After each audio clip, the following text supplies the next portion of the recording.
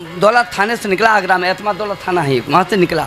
वहाँ एसओ साहब आ गए, अकबर साहब, उन्होंने हाथ दिया, गाड़ी, हमारे ड्राइवर साहब ने गाड़ी रोक दी और बोले कागज। हमारे ड्राइवर साहब ने कहा सर कागज तो नहीं है। बोले कागज नहीं है, फिर तो आप चोर हैं, मक्कार हैं, ढीठ हैं। हमारे ड्राइवर ने एक 100 का नोट चुपचाप निकाल के दे दिया। बोले जाओ तुम्हारे सब कागज कंप्लीट हैं। नहीं, पुलिस अच्छी होती है, नहीं अच्छी, सच कहता हूँ पुलिस बहुत अच्छी होती है। अच्छा 100 रुपये में कोई छोड़ता है आप बताओ? मैं जैसे ही अछनेरा में घुसा था, मुझे नहीं पता था वहाँ का रास्ता कैसा। मैंने एक दीवान जी खड़ी थी, मैंने उनसे पूछा, उन्होंने कहा वो अखबार समाज का अखबार। विनोद भैया बिल्कुल सच्ची घटना मैं बता रहा हूँ तुम्हें, ये मोहित सक्सेना गवाह हैं जाबाद के। अच्छा मैं झूठ बोल रहा था क्या? नहीं, हम जब अछनेरा में आए ना, थाने के सामने तहीं आए, सुबह 3-4 सांड खड़े थाने के सामने खड़े होते देखे होंगे तुमने। हमने राजेश अग्रवाल से पूछी, मैंने कि तुम्हारे थाने के सामने आदमी की वजह सांड खड़े, तो बोले कि हमारे थाने की पुलिस गऊ है।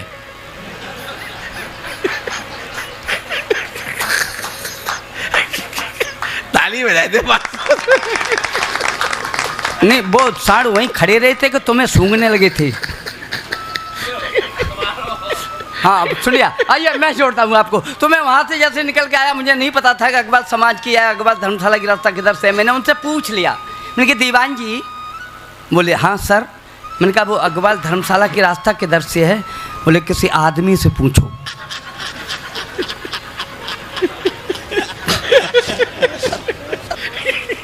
और पुलिस बहुत अच्छी होती है ना।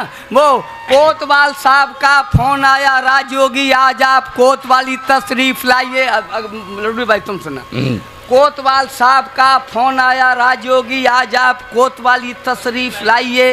बीवी ने सुन लिया तो बोली मेरे प्राणनाथ, इससे तो अच्छा है कुएं में कूद जाइए। कोतवाल साहब, अकबर साहब आप सुना, ताली बजाना, मजेदार बातें आपको सुनाता हूँ। कोतवाल साहब का फोन आया, राजयोगी, सच्ची हकीकत बयान करता हूँ देश की, मैं देश की परिस्थितियाँ आपके सामने रखता हूँ साहब, मैं कोई लतीफ़ा नहीं पढ़ता। कोतवाल साहब का फोन आया, राजयोगी आज आप कोतवाली तस्वीर। वो परसों का जिक्र बताएं, एक कुत्ता मर गया हमारे साहब सड़क पे, सच कहता हूँ बिल्कुल सच्ची घटना। सड़क पे एक कुत्ता मर गया अकबर साहब, तो उसकी लाश कई रोज से पड़ी थी, लोगों की खाट खड़ी थी, उसमें तीखी बू आ रही थी, जनता बहुत कष्ट उठा रही थी। तमाम मिन्नतों के बाद, बैठ जा मेरे भैया बैठ जा थोड़ा सा, मैं तुम्हारी मोहब्बत की बातें करने जा रहा हूँ, बैठ जाओ। आ रहे हो? वैसे आज तक लौट के तो कोई आया नहीं वापस। हाँ, तो वो एक कुत्ते की आवारा लाश पड़ी थी, लोगों की खाट खड़ी थी, उसमें तीखी बू आ रही थी, जनता बहुत कष्ट उठा रही थी। तमाम मिन्नतों के बाद 2 और गए। आ रहे हो? बहुत जोश में। वो एक आदमी खड़ा था वहाँ शौचालय के सामने। मैंने कि क्यों भाई साहब, कभी इधर जा रहा था कभी उधर जा रहा था। मैंने कहा भाई साहब चैन नहीं है? बोले चैन तो है पर खुल नहीं रही है।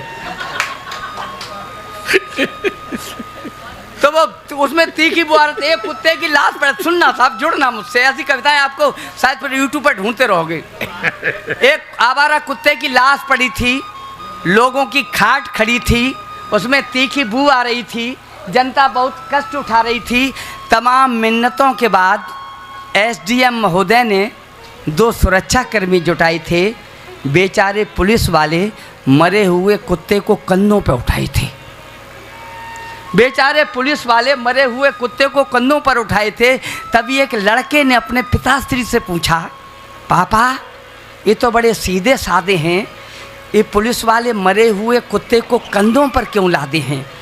तो पूज्य पिताजी बताते हैं, बेटा खानदान के लोग ही अर्थी में कंधा लगाते हैं। ढंग की बजाइए, सब पिट से काम नहीं चलेगा। एक बार बोल राधे कृष्ण की जय। ये स्थितियाँ हैं साहब। तो कोतवाल साहब का फोन आया, राजयोगी आज आप कोतवाली तशरीफ लाइए। बीवी ने सुन लिया तो बोली मेरे प्राणनाथ, इससे तो अच्छा है कुएं में कूद जाइए। जब चाहेंगे तब आपको निकाल लेंगे, करना ही क्या है बस रस्सी को गिराइए।